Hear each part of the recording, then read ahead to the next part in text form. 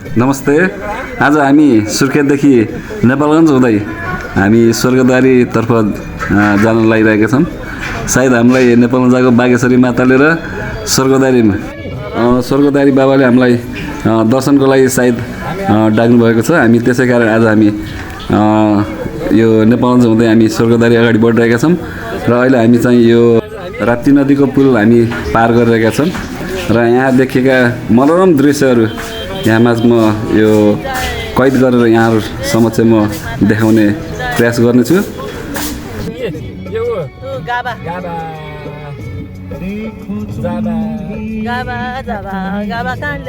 खोलाबाट होला।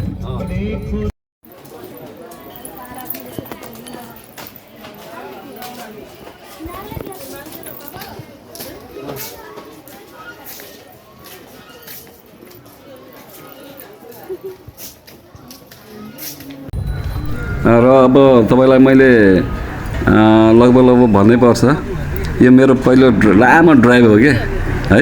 अब मैले नेपालदेखि स्वर्गद्वारीसम्मै लगेको यो मेरो अनुभव पनि भयो, ड्राइभ पनि भयो र यसमा अब बाटोघाटोको कुरो गर्नुहुन्छ भनेपछि लगभग यस्तै अप्ठ्यारो बाटो, अब वान वे बाटो रहेछ, साह्रै अप्ठ्यारो। त्यसमा पनि अब कतिपय ठाउँमा सानो टर्निङ पनि भएको छ र यो हाम्रो यो टिम हो, मैले तपाईँलाई देखाएँ फेरि। र यसरी हामी बिस्तारै ठाउँमा बस्दै हामी गयौँ र मलाई जहाँसम्म लाग्छ सबैजना स्वर्गद्वारीको लागि जान उपयुक्त बाटो लगभग हामी यहाँबाट भालुबाङ हुँदै भालुबाङबाट हामी त्यहाँबाट गयौँ भने अलि लामो भए पनि सहज, एकदमै सहज छ। र अब अरू दृश्यहरू यहाँहरूले हेरिदिनु होला।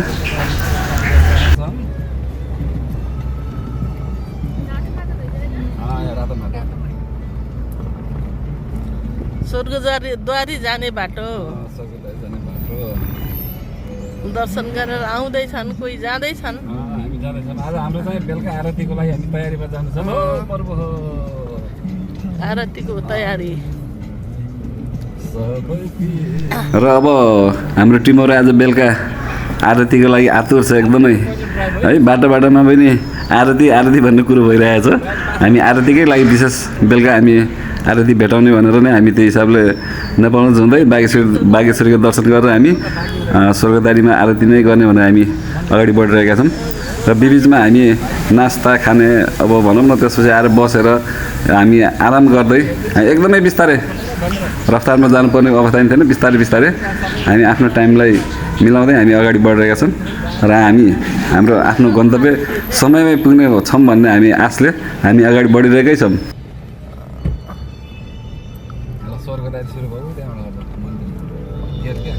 गेट आयो, स्वर्गद्वारी गेट।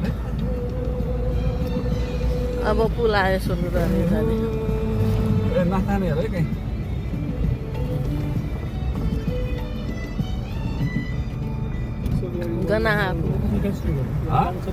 अब हामी चाहिँ स्वर्गद्वारी प्रवेशको प्रथम गेट हामी पार गर्दैछौँ। यहाँ देख्नुभएको छ ठुलो गेट छ एउटा पुल नजिक। हामी यहाँबाट अगाडि बढिसकेका छौँ। हामी अब सल्लेरी भन्ने ठाउँ रहेछ, हामी सल्लेरीबाट अगाडि बढिरहेका छौँ।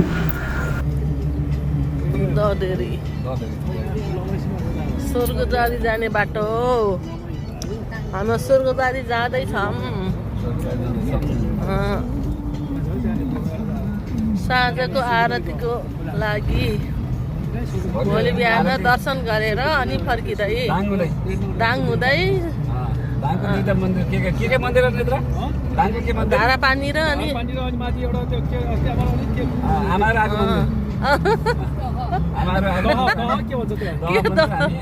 जाँदैछौँ।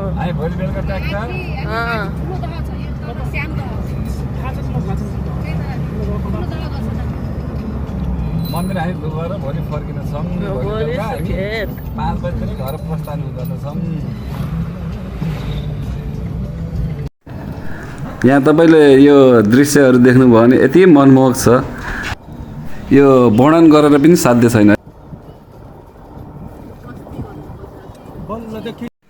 र यो अब हामी स्वर्गद्वारी प्रस्थानको लागि हामी स्वर्गद्वारीकी सिँढी चढेर अघि बढेको मैले यहाँहरूमाझ राखेँ।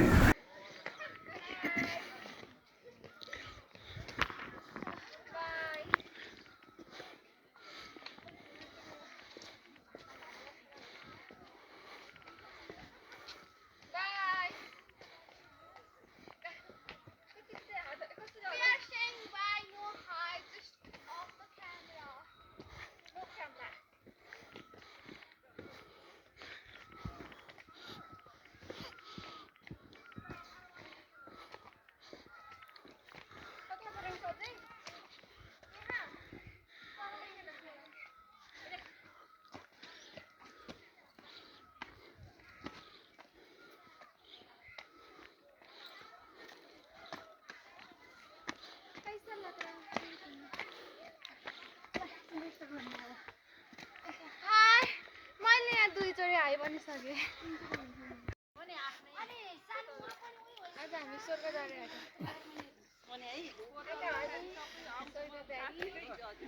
आइपुग्यौँ।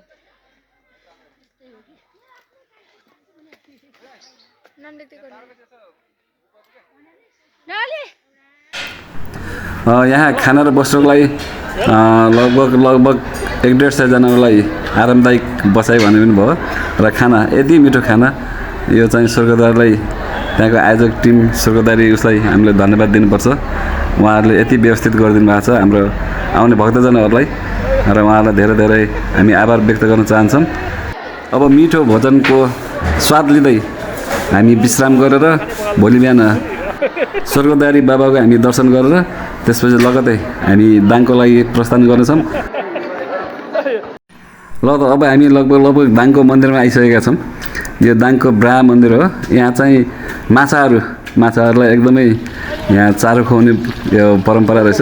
त्यसमा हाम्रो टिमहरूले पनि अब माछाहरूलाई चारो खुवाएर आनन्द लिएको एउटा अनुभूति गर्न गइरहेका छन्। एउटा चारो ल्याउ छिटो ल ल्याउ न अलि दिन्छु दिनु त ल्याउ ल्याउ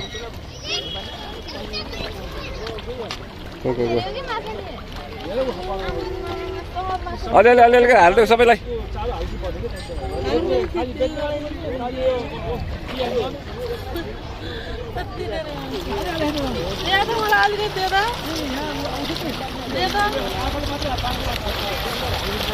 अलि हालिदेऊ न अलि हाल न।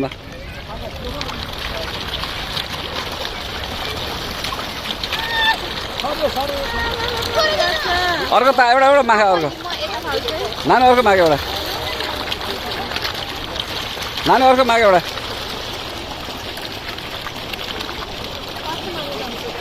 अर्को एउटा ल्याइदियो।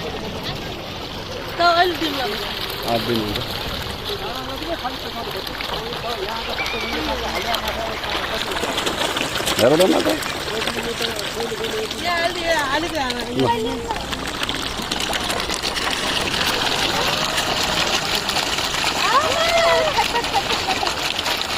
हाल्दै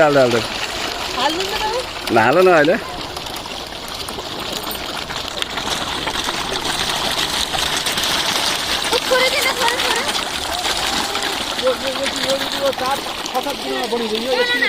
म अर्को ल्याउँछु एउटा।